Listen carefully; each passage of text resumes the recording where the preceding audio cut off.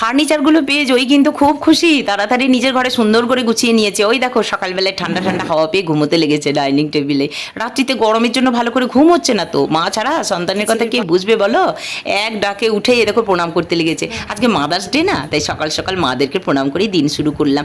কোন সকালে উঠে স্নান পুজো সব হয়ে গেছে, এখন বাজার যাচ্ছি, ফল সবজি সব কিনে নিয়ে আসি, ফ্রিজ ভর্তি করে রাখতে হবে। তো আমি মনে করি মাদার্স ডে বলে আলাদা কোনো দিন হয় না, সব দিনই মাদার্স ডে। মাদেরকে ভক্তি শ্রদ্ধা করা, তাদের গুরুত্ব দেওয়া, তাদের পছন্দের খাবার রান্না করা, টুকটাক গিফট করা, কাছে পিঠে বেড়াতে নিয়ে যাওয়া, এটা একদিন কেন রোজ দিন করলেই ভালো হয়। ফ্যামিলির সবার জন্যই এই নিয়মটা করলে ফ্যামিলির সকলের সঙ্গে বন্ডিংটা ভালো হয়, সংসার সুখের হয়, শান্তির হয়, তাই না?